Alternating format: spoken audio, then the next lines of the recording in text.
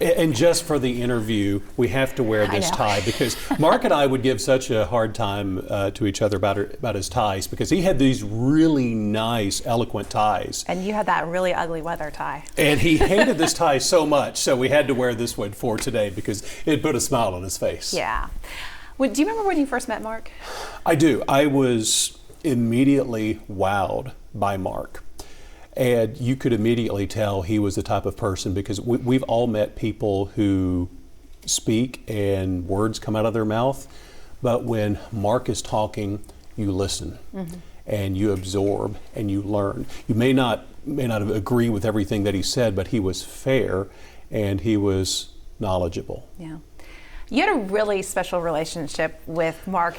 Big brother. Big brother. And he called your mom. Yes. Mom, too. He would call my mother. Yes. And it was when my mother would come and visit, it was just as important that my mother even see Mark. And I remember him wanting to go out to lunch multiple times and to come over. And there was really that special relationship that Mark developed with my mother, because he said that my mother reminded him of his mother.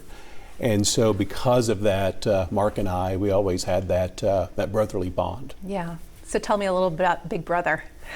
The Big Brother, Little Brother saga. It really was a big brother, little brother thing where I was purposely trying to be this annoying little brother because I would know what maybe could agitate Mark. And so when you have a friend like that and a brother and you know what bothers them, then you do it. And you keep poking him, poking the bear. Yeah. And there were pranks that I would help to pull on Mark. Oh, tell the one prank. Okay, so, cars. There are so many pranks that we would do. There was one time where Mark, when he came and parked in the parking lot late at night, and I just thought that we all needed to box his car in and park 74 cars around his, because his car was just out of the lines a little bit. I thought, well, let's all do that. Let's all celebrate and just park wherever we want to. And that was so much fun, at least for us, right? to see Mark's reaction when we came out. There was another time where I pranked Mark on his birthday. We needed to celebrate because on a birthday you have poppers, you have noise. So I wrapped Mark's car tires in bubble wrap. And so we were all watching from the distance of when he backed out and just pow, pow, pow, pow of all his tires. And he thought, so he didn't know what was going on. And just that look of confusion on his face, you knew that was love from your big brother. That's so true. Jokes and pranks aside, he was fiercely protective of you in a lot of ways. And he was because as a meteorologist, you always, you never want to make a bad forecast. But let's say that I did make a bad forecast. I said something that wasn't correct in an outlook. He would be very defensive of me. And of course, he would give me a little hard time about missing it. But he would also be, let me say this again. Mark would also, how can I say this? Let's see. Mark was quick to hate on the haters. He would kind of tell people, hey, back off. Weather, it's not exactly the easiest thing in the world to forecast, and he would find the good in something that you did forecast. And so Mark was literally a big brother to me in that he was always looking out for my best interest and everyone else at the station as well. Yeah, a family man, kind of a leader in our newsroom, but also very much a family man, privately with Lanita and Max. And what you're mentioning about privately, Mark did so many things that nobody would know, and I'll share one of those with you. Like, my son loves to sing and has an outstanding voice. Well, Mark thought he needed to shoot a video for my son of him singing Christmas carols. And Mark texted that video to Morgan.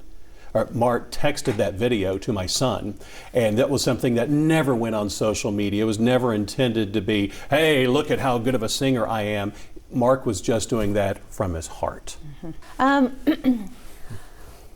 What do you think is his legacy in our newsroom and in our community? What does Mark mean and stand for? Mark is always going to be with us. Yeah. And I think if you're asking what type of legacy does he leave look no further than, say, the Jubilee Center. Yeah. They named a whole media wing after him for the impact that Mark had on the Jubilee Center. And that just shows you, because that's something that Mark never would have asked for or expected, but people did it because they knew Mark's heart. So I want to tell you one of my favorite moments of Mark. We were doing some type of promotion shoot. I forgot what it was for, but we were having our pictures taken, video taken, and in the spur of the moment, Mark decided to jump up on my back. This was about 10 years ago, back when my hair was a lot darker. But he jumped up on my back, and I literally got to carry my big brother. And that is probably my favorite picture that I have of Mark. And I told Mark that whenever I would do a school talk, whenever I would do a school visit, that is always the picture that I end my school talk with. I know that picture. You're both in your polos? Yes. Yeah. Okay. Okay. Both wearing the red shirts. And of course, I'll get you that picture as well. But I think that just shows the brotherly love, but also just the fun, because we did a promo shoot, and I couldn't tell you what that was about, but that one moment of fun is what sticks out. And when you think of Mark, you're just left with a smile. Yeah. And when you think of the brotherly love and the family, feeling, we also talked to each other about tough things, and also, said to each other, hey, I think you could have done that differently. Or, I feel like we all had that moment too, as friends. Yeah, Mark would, positive, let's see, how should I say this? Positive feedback would be the wording from Mark. If he saw something, for example, in my weathercast, if Mark saw something in my weathercast that he thought I could be better, or I could reach the viewer, tell the story, that was always Mark's line, tell the story, then he would share that with me, and I'd try to incorporate that, because Mark was helping me be a better meteorologist, even though he didn't know that much about weather. I think it's really important for people to understand the energy that he brought into the room, especially on good news days, bad news days, whatever.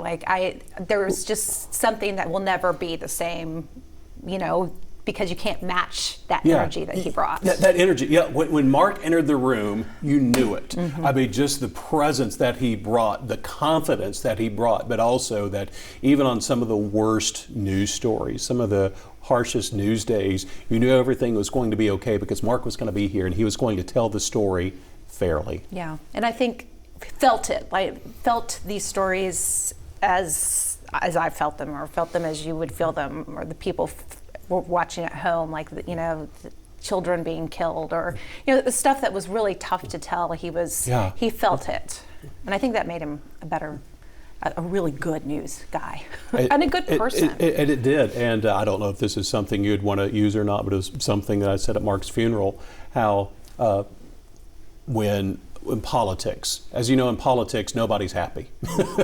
But a political figure reached out to Mark and asked him to moderate, because he knew that Mark would be fair. I don't think as a journalist you could have a larger compliment. Yeah, I agree. So tell me about, the first time you met Mark. What was your impression? That he was a big city anchor who would never come to little old Lynchburg, Virginia. That he was a family man, of course, but I just thought he was very sure of himself, very good at his job. He obviously had a presence, and I thought he would do well here, but I didn't think he'd come. And he did. And he did. I think that you and I have a unique perspective, because there's a lot of commercial breaks in a newscast, and there's a lot of time spent together building up your team. What do you think was special about him as a co-anchor? Well, there was a lot of laughing behind the scenes, a lot of laughing during commercials, a lot of camaraderie with George, and then silly childish humor from time to time. And he liked to sing, as you well know. He was just, so solid at his job, and, if you just felt confident next to him, Do you have a favorite story, something to share, pull back the curtain from at nighttime? Well, there are a couple of times where we were just laughing so hard we could not keep it together over something really stupid, and my face is down on the desk and he's over hiding behind the thing so George couldn't see him, and poor George had to try to get through his weathercast, and he's just talking. George would step off so that nobody would see him laughing, and then get back in the camera and then step off again. And we were doing our best not to make George laugh, but it was impossible. And there were several times like that where we just kind of lost it a little bit sometimes on the air, Hey, I've seen a few of those. Yes, yes. Can you believe it's been a year though? Like that No. since we were standing at the desk delivering the information, that he had passed away, and No. that our family was hurt so bad by this. Yeah, and no, it's hard to believe it's been a year. Some of it is still so vivid to me, and of course, November, I started thinking about, oh gosh, this is the time where he, had pain, went to the hospital this is the time we learned he had pancreatic cancer, and it just kind of ran through my head. And it seems surreal because he was here and then he was gone, and, he just was homesick, and for the longest time, though I knew he was gone, my mind couldn't seem to grasp that he wasn't coming back. Mm-hmm. So, yeah, I agree. For the longest time, it didn't feel like this was, Right. the new world. You kept feeling like he's just on vacation. It was that sense of, because he wasn't always there, he was on vacation from time to time, and so you just felt like he's coming back. It was the weirdest sensation, and that went on for months. Yeah.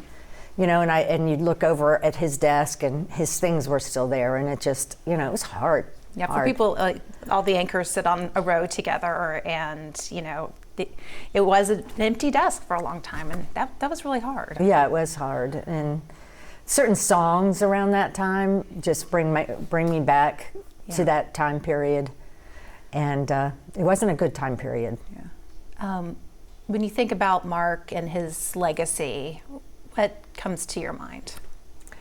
Well, he happened to choose the Jubilee Family Development Center for his community counts partner. And, he really helped raise tens of thousands of dollars for them. That's a legacy. Of course, his son is his legacy, and he reminds me so much of him. Yeah. And Mark did such a great job. Mark and Lenita did a fantastic job raising that young man. And so we're going to always see Mark in him. He made a real big imprint on this community with his morning messages and smiles. And I think people like positivity, and perhaps they're taking that on themselves now. Yeah. To be positive and be kind. That's one of his main things, be kind. Yeah. One of the things I miss the most is hearing about Max and hearing about the soccer games and what was happening in school, and all of those things, like just talking about our kids and raising our families. Yeah. He talked about Max a lot, and Lenita, and what they were going to do for the weekend. And we had a lot of downtime. Well, not really downtime, but we had a lot of time where the whole newsroom wasn't full of people and everything was going crazy. We were at a slower pace at night. And so we had a lot of things we talked about, my agility, Max, soccer, other events that he was going to or emceeing, just life, just life. Over 10 years, you get to know a person really well. Yeah. They leave a pretty big impact on you. Imprint, that is. Yeah. I think that's it, unless there's one particular story you want to divulge to us. I know that you know the story, what was behind you all laughing. I do. And him having to hide. Yes. Tell it. I don't think I can. I can't. I'll tell you when the camera goes off. Take it to the grave. Yes. All right, fair enough. I think there's a really special relationship between reporters and the photographers because there's a lot of collaboration, and you worked one-on-one with Mark a lot on some major stories. Yeah. I mean, it was an honor to serve alongside him. You know, you always knew you were going to get a great story when you worked with Mark. So, Is there one that stands out to you?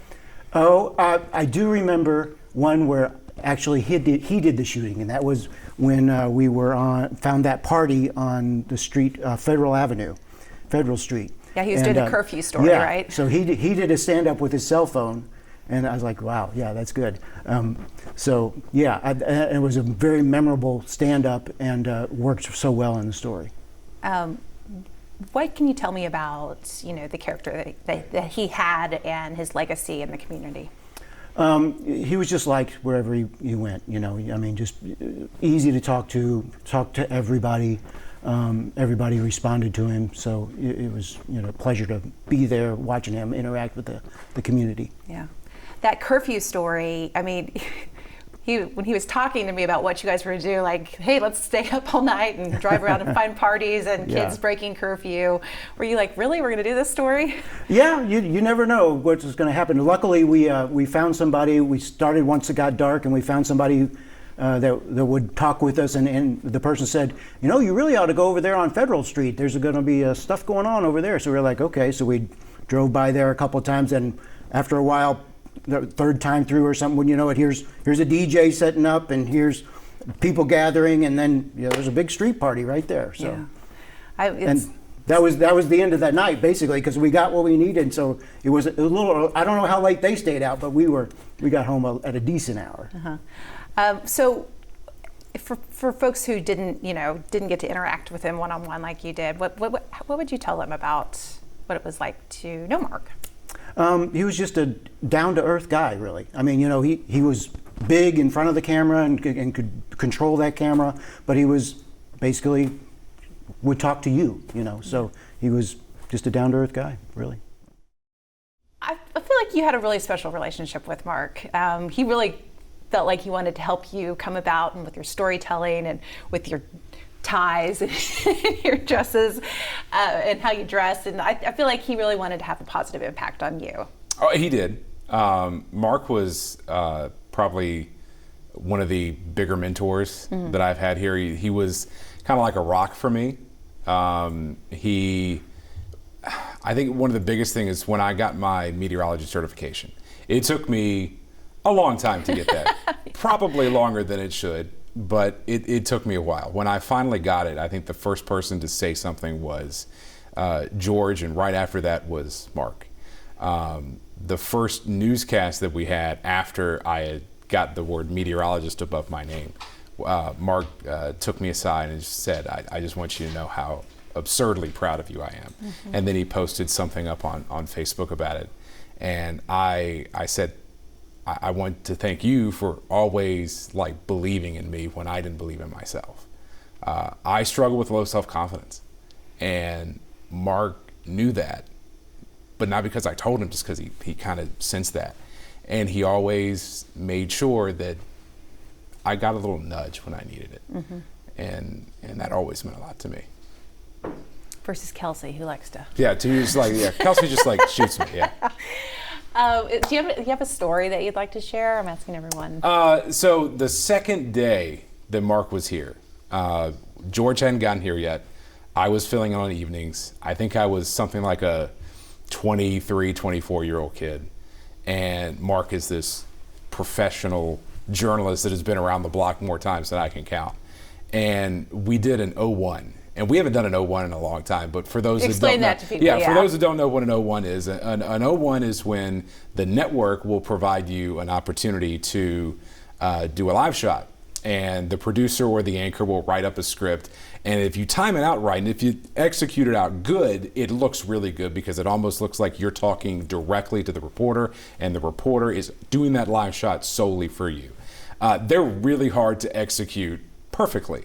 Mark, on his second day, executed it perfectly. We roll the open, Mark anchors the whole thing, he writes it up, and he tosses to the reporter, and as soon as Mark stops talking, the reporter starts talking, and it looked great. Unfortunately, we didn't take off the 2 box quick enough, and you just saw Mark banging on the table saying, "That's what I'm talking about." And of course, the audience also saw that along with us in the control room. And Mark didn't think it was funny. I thought it was hilarious because I was like, this is a guy that really just, this is how passionate this guy is. The fact that we can nail an 0-1 like that. And I mean, that was just the passion that we all saw in Mark. I don't think he liked the audience to see how passionate he was about the technical aspects of things. But that was Mark. He just loved every single bit of news. He liked to be passionate about every single bit, from the journalistic integrity to the technical aspects to how I dress on camera. Yeah. It's important. It is important, yeah. What do you believe is Mark's lasting legacy here in our newsroom family, but also in our community? I would have to say just how kind he was. I mean, I think a lot of people, I know Hayden has already said it, but just before he asked anything about himself or said anything about himself, he asked about you. And just how much he genuinely cared about not only the community, but most importantly, the people in the community. Right before he died, he did that thing for me for Big Brothers Big Sisters. Oh, yeah.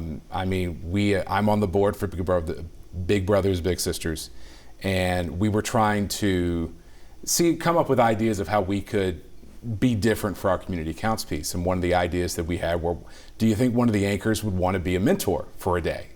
And I was like, sure. I mean, I could pitch that idea. And I said, who do we want to get? And without missing a beat, everybody on the board said, let's see if you can get Mark. Mm-hmm. And I said, sure. So I came up, and it's not that I didn't anticipate Mark would say yes, because I think that genuinely deep down he wanted to do it. I just didn't know if he had time to do it. So I asked Mark, I said, Mark, would you like to mentor this young man for a day? And I said, only here's what you do. I mean, you literally just have to just be there for him for one day during the newscast. That's it. He was like, oh yeah, sure, I'd love to do that. And I was like, oh, wow, okay, I didn't know you had time to do that, but okay, sure. So we came in here and we did the piece, and it was good. He was talking about appearance. He got not mad at me, but he went back and watched the interview later, and I forgot to tell him that his IFB was on his shoulder. And he was like, oh man, you gotta tell me when the IFB's on. And I was like, well, you just came off the desk. I wanted to get the kind of, the urgent look and whatnot. He was like, oh, okay. But Mark took it a step further, and he continued to be in contact with that young man. Yeah, that's what I thought was pretty amazing. He offered to go shopping with Dre. He offered to go be there when Dre got a haircut, to get him a professional haircut so he can go out and get a job. Mark didn't want, and we said, Mark, do you want to make it official? He was like, no, I don't want to make it official with Big Brothers because I don't want to feel like I can, if I can't commit to it, but I definitely want to help this young man. And he did. And I mean, but that was I don't know why we're all shocked, because that was just Mark. Yeah, that was a great story. I looked at him afterwards and I was like, wow, yeah. I think that he's like, yeah, I really like this young man. And when we told Dre that Mark had passed, he just couldn't believe it, because I mean, he in that interview he was fine. And they connected. Yeah, and they did. And I mean, I think Dre summed it up best. He's like, his quote when I said, how did you feel about today? What did you think about it? He's like, yeah, that's Mark. That's Mark, because that's the kind of legacy that he had. Everybody knew Mark. Everybody wanted to be around Mark. Everybody wanted to make Mark proud of them. And I think Mark was. Yeah. He's a good news dad. Oh, he is. He was more than a dad. He was a friend. You worked with Mark in a lot of different capacities, Hayden, over the years. Yes, ma'am, I did. I started out as Mark's producer. I moved to Nightside after a couple of months on Good Morning Virginia. I will say I was horrified a little bit, just because I knew that Nightside was a completely different beast. You had to have a lot of trust in me, you, Mark, and Noreen did. And I wanted to make sure I was doing the job. And the last 2 years producing and then moving to reporting, Mark was just phenomenal to work with. Yeah, he was a mentor for you in a lot of ways. He was. Mark was actually my go-to. I would wait until, obviously, after this 6:30, 7:30 hour. I know he'd go home and have dinner with Max and Lanita. But I would call Mark and say, hey, this has changed. People have said this now. How do I rework this? What do I need to do? One of the big things I can remember him telling me about so much is just, if we're going to have sound in our show, we're going to have sound in your package, where's the good sound? Can you get to the meat and potatoes of your best sound? And it's something that stuck with me and something that I really think about. And then also how to change stories. If one idea doesn't work and this angle doesn't work out, what's another way we can look at it to make it more successful, to make it to air? Do you have any like really cool stories? What's one story that stands out? I can remember coming back one night, it was me and our former photographer. We came back in and all of a sudden we could hear electronic dance music. And we were thinking, you know, what's going on? You know, who's in here listening to music? The EDM. And we walked in and Mark was just, you could see him behind the monitors and you could just see this head going, yeah, this is a good beat. What is this? And I am just, you know, Mark, what are we doing? And he's like, you know, we got to keep the energy up at night, guys. We got to pump it up in here. And so that's how he got his nickname Mark After Dark, because it was something I gave him, because the Mark that we saw at night, the Mark that you saw at the desk, the EDM was going. He was keeping the energy alive and keeping us happy and keeping us going even when things got really serious. Yeah. Mark After Dark, what's all that about? Oh man, Mark After Dark was just, we'd get back sometimes, you know, if we're not in the field, we would get back and Mark would be behind his desk. You could see his head. Music would be blaring to a point where, you know, everybody within the editing base could hear it. And his head is just bopping to the beat, enjoying the music. He's got the smile on his face. I'm like, Mark, what are you doing? And he goes, we've got to keep the energy up in here. Like, we've got an 11 o'clock newscast. We got to keep going. We got to get ready. And that was what got him ready. Either that or getting inspiration from David Muir. He would watch his headlines so much and he'd be like, that's what I need to do. That's what I want to write about. Okay. So what do you think his legacy, if you could summarize what Mark's legacy?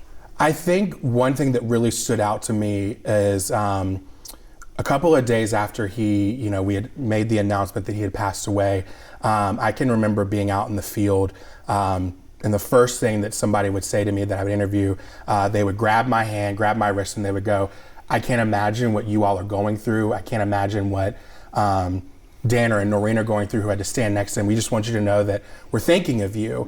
Mm-hmm. And everything that you all have said is just very genuine.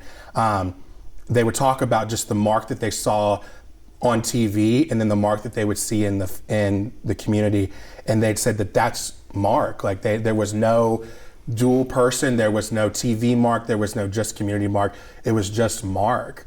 And I think that just means to live fully and truly authentic. And that's who Mark was, Mark was authentic, he was genuine, he was down to earth, he cared so much for people.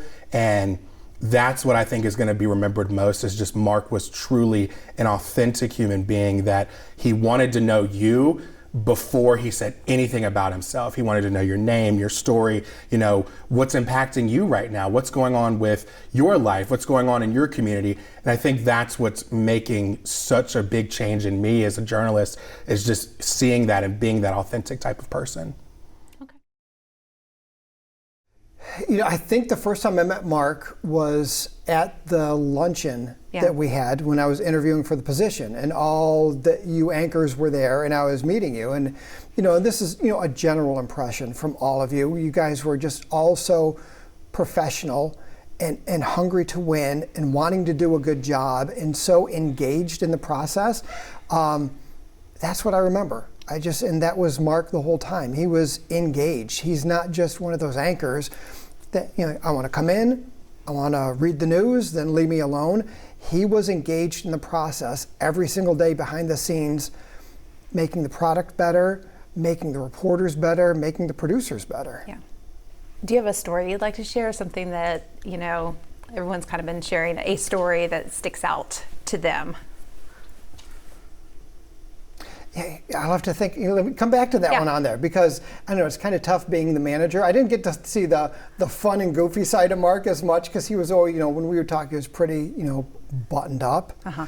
I loved his singing. I mean, a lot of the stuff I would just see, like, you guys are in here anchoring the news, and you know me, I like to wander around a lot, do there. So I'd be like in the control room watching, and then there'd be Mark singing.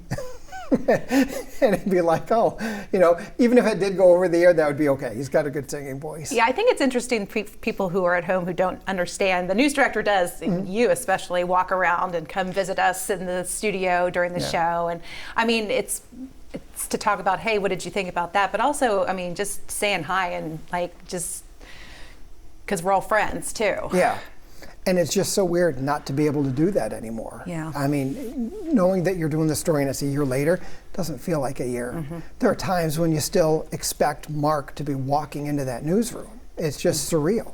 Yeah, he had this energy that I can't describe what made me feel so comfortable about his energy. And like, Yeah. I knew if something happened, he had my back if there was breaking news. So I'm just like, you can't replace that, you know? Yeah.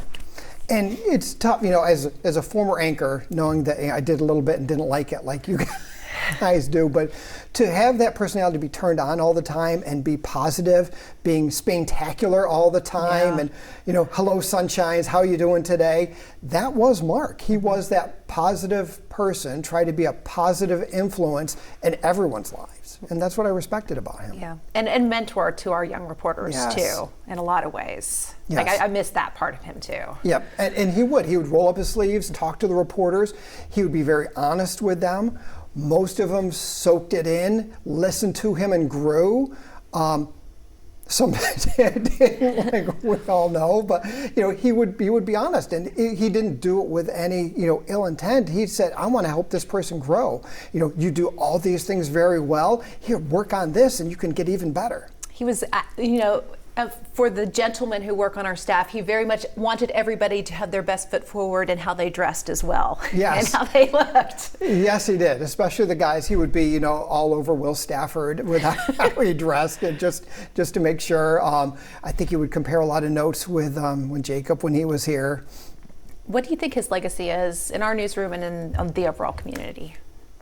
You know, I think it's professionalism. I think they could identify with him. He was one of those guys where what you saw is what you get. Mark was not just this anchor, which some people think is, you know, oh, mysterious, you're on TV. But if you ran into him in a grocery store, you'd get the same guy. He was, you know, very humble. He would talk your ear off. He wouldn't like push a viewer away. You know, if he's in a hurry, he would make time for anybody just to hear their story and talk to him. That's just the kind of person he was. He was interested in knowing everybody. Yeah. Is there a story that he did that you kind of think, well, that is really encompasses the journalist that Mark was? There were so many. Whenever I would put out the request saying, hey, I need some promotable investigations. Anyone have ideas? Mark always had an idea, whether it's talking to the police chief, talking to the governor, talking to all these politicians.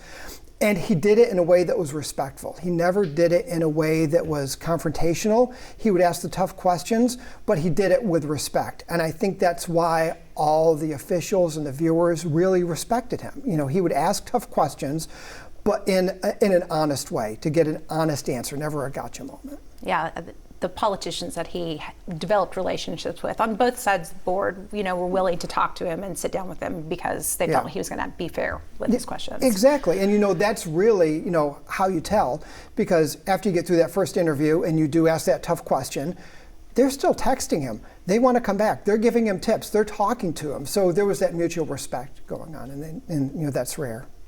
All right. So, I mean, do you remember when Mark came here? Oh. 11 years ago now. Very well. It was a day I will not forget. And we all met him and we were like, he's so nice, you know, excited to see how he was going to be with you guys on the desk. And I remember we were going to do the anchor run through and we all went to the control room because we wanted to see how it was going to look on TV.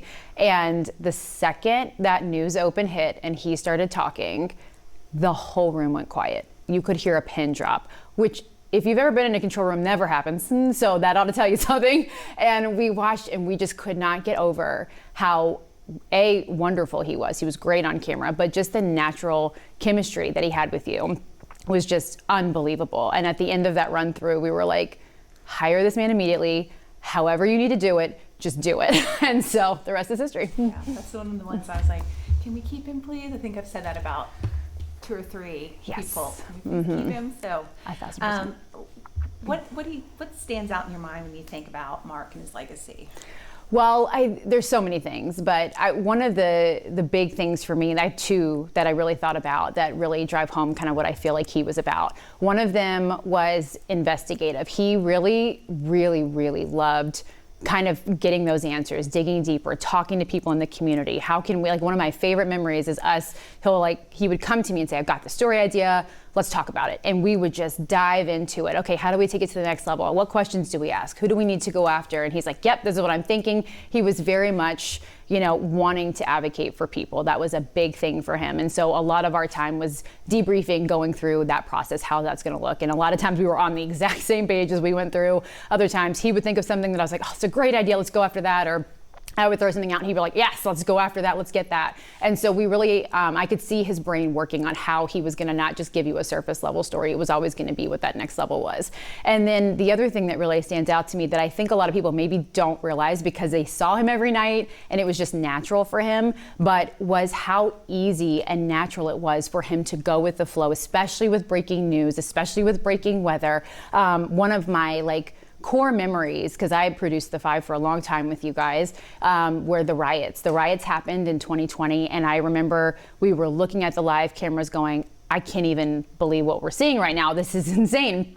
And an hour scripted show went out the window. And I remember I got in your ears and I was like, okay, we're just gonna go to cameras and we're gonna talk about it. And you guys, and the three of us, and I include actually the four of us, the director as well, because the four of us were just so united in what we were doing. And it was just seamless. You guys just went with it and nobody at home knew it was completely unscripted and that we were just going off of what we were seeing. But his ability to just morph into that and to roll with the punches and to be able to take you through breaking news as it was happening was just very, very natural for both of you together collectively, the chemistry, but also for him. He was just able to roll with it.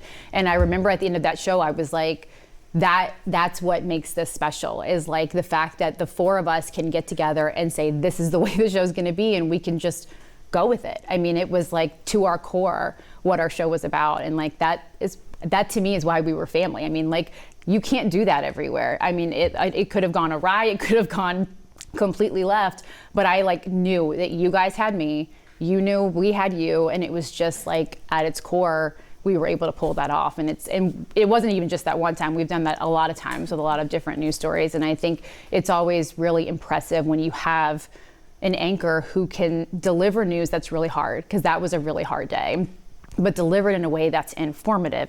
He didn't miss a beat. He was, looking up facts on the desk. You were looking up, facts on the desk, and we were able to just really put together a show that I felt informed people about what was happening in the world that night. Do you have any funny stories? Do you have one funny story you'd like to share? Yeah, there's lots of them. I mean, you've seen him dancing and singing. That was constant. Even when we were shooting promos, he would be singing behind the camera, he would be dancing around, he would play music, all those funny things. We have so many bloopers that just, of course, I wish we could air, but we can't, that are just us cracking each other up, you guys cracking each other up from the sets that were just so funny. But for me, the biggest thing for Mark is just, he would always, every single time I would talk to him, I'd come down, I'd be like, hey, how are you? What's going on? And he would always ask me about my daughters. Every single time he would go, how are the girls? Tell me what's going on with them. I want to hear what's going on with them. And we would swap stories about our kids, and he just always asked. He always asked, and it was without fail. I never prompted him to. He just genuinely always wanted to know how they were, and it was really sweet, and one of the things I very much miss, having those conversations. Thank you for watching. Be sure to subscribe to our YouTube channel and watch more videos from ABC13 News.